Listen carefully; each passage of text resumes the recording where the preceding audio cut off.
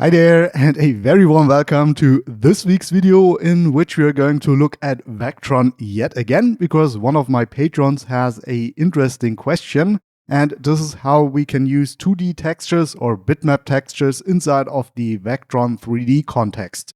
So I found this interesting, and we are going to have a look at it, and this should be rather short, but I was wrong before. So without any further ado, let's grab your coffee and let's jump right in. Raphael from the future here with two very exciting announcements that I just missed to put in the intro for some reason. First, I'm going to visit RenderCon from April 16th to 17th in LA, and it will be my first time in LA. And then another conference, the FMX, which goes from May 5th to May 7th. So if you see me on one of those occasions, or both of them, come over and say hi, I would be delighted. Also, if you want to play tour guide while I'm in LA at RenderCon, please also hit me up. Now that this is all set, back to the program. And welcome to Cinema 4D Land. This time we are starting with an empty scene because there's not a lot to do. The only thing we need to do is go to Vectron here and get a box. Here we go. As you might have seen in the video thumbnail, we want to make this box a landscape with a landscape height map. So let's shape it a little bit differently. I already know my numbers, 50 by 2 by 50. This is not landscape sized, but it works on all matter of sizes. I'm just going with this scale for now. Now, to see something, of course, we need to add a light source, and what better light source to add than a daylight environment, because landscapes are usually lit by the sun.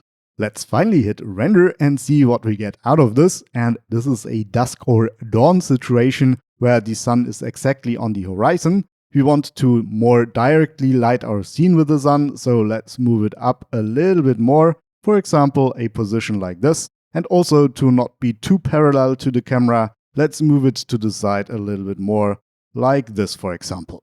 To get going, let's move the box to the top because this is what we are working with, and then also toggle the info here because we are not interested in seeing the rendering progress. And probably to no one's surprise, what we are going to do next is add a Vectron displacement to our box. So let's go to our Vectron tools in our live viewer, hold down Alt and go to the Vectron displacement to encapsulate the box inside of the displacement. And as you can see, the displacement is doing displacement stuff, so it displaces our surface outwards 0.1 units, which as always in the Octane tools is measured in meters. So just to make sure we are on the same page, 0.1 equals 10 centimeters.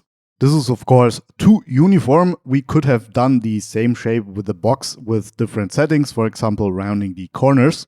So what we of course want to do, and what we all came here for, is to use a texture inside of the displacement, and not any texture, a 2D texture.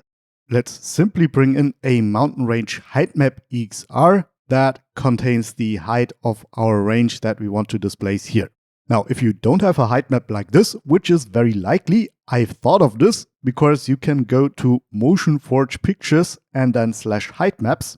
They are most generous in that they supply very high-res images for landscapes, including the height map as an EXR or PNG. And the best of it is that it comes with a Universal Creative Commons license of 1.0, which includes commercial use. You can of course download whatever landscape you desire. I downloaded this beauty for further use in our tutorial. Let's go back to Cinema 4D. Of course, the link to this page is also in the description below.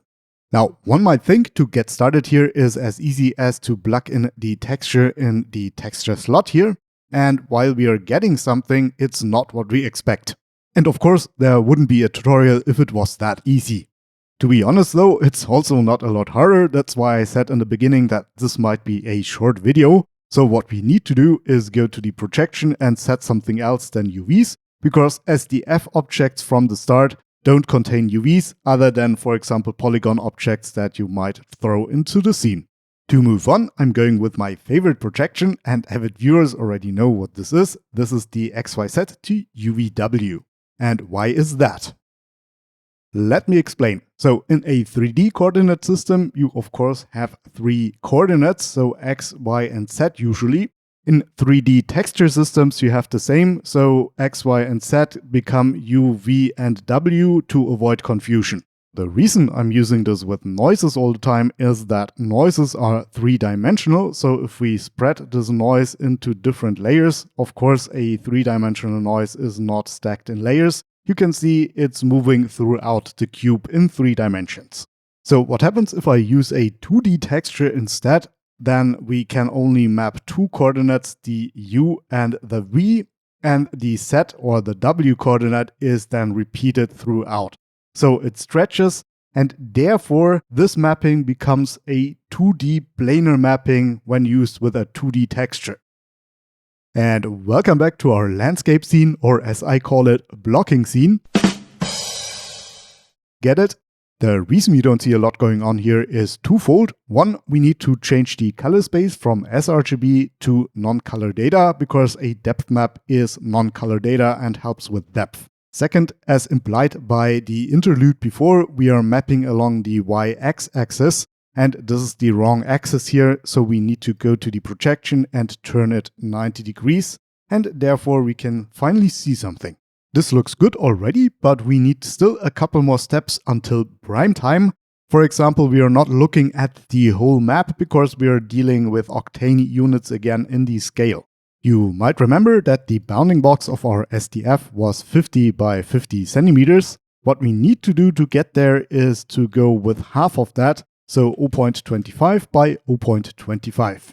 Though you can see we have some edges here appearing, and this is by the repeating texture, as this texture is not tileable. To avoid that, what we can do is go to the texture and instead of wrap around, set it to mirror for both the U and V axis. To finish this up, at least the initial setup, we need a little bit more height. As you can remember, the preview on the website was a lot higher. So what we can do is go to the Vectron Displacement and set this to 0.5 for example, or if that's not enough, to 1. This is looking quite good, but we are not done yet. If we look around the corner, you might be able to see some artifacts appearing on the mountaintops, and this is due to the step scale. And with our small landscape, the step scale here is quite large. So if we go with 0.1, you can see we can mitigate this effect. Be careful with the scale though, as 2 tiny values have a large overhead on compute. The last official thing before we go to the bonus, and yes, there will be a bonus again, is to set up the diffuse map, because the asset not only comes with a height map, but also a diffuse map. Since we already set up everything in our displacement, the easiest way to go about this is to copy our nodes, then create a material of your choosing. I'm just going with the diffuse material for now, call it mountain for example, make it active and paste our nodes inside of here. Then the only thing we need to do with the mountain range active is to drag the diffuse map on top of there or inside of the file address slot. Connect it to the diffuse and then also apply it to the displacement. And here we go, we have our diffuse successfully applied. And last but not least, just a nitpicky detail, because this is an HDRI that we are looking at and it's not set as non-color data. We should set it as linear sRGB, even though it doesn't make any difference in the view. And welcome to the bonus section, which is more a collage of ideas than an actual bonus. I hope you like it anyway. First of all, I'd like to remind you that this is still a Vectron setup. I built some nodes in the background here. So what we can do is mix noises that are 3D with our 2D texture, and then get something like this out of it. This looks a little bit wild, but if we mix it just the right way, we can get a little bit more of a detailed landscape if you want to. The next bonus is along the line what we just did, and if you're not satisfied with the rim here, we can use all the Vectron tools that we already have at hand. So what we can do is go with an intersect, duplicate our box here, make it larger, so 50 in height for example, then intersect this one with our Vectron displacement. Therefore, if I turn it on and off again, hopefully get our landscape with the right borders. While concepting this, I had a happy accident that I wanted to share. So if you go to the operator and instead of intersect, go with subtract, you end up with this, and you can dive in between both landscapes that are mirrored. Interesting concept. As we just established, Vectron is living in 3 dimensions, so we can use any 3D texture, not just noise, to manipulate it. For example, if we want to get rid of the mirrored surface on the lower side, we can use a field, for example, and therefore a planar field, and just multiply it with the displacement. Now the field on the original is going to the top side, so if we make it a lot smaller, you can see now the top side is eradicated, but we want the opposite. So what we can do is copy the projection and then turn it 180 degrees. And therefore we got rid of the bottom side of our landscape. And yet another texturing trick, it's the last one, I swear. So what we can do is use other 2D textures like the gradient generator, pipe it through the same projection, multiply it with the displacement and pipe it into the texture slot here. Now this is not what we want, we need to fix some things. For example, what I want is a polygonal distribution, then invert it, and to get rid of the behavior here, we are going with mirror yet again.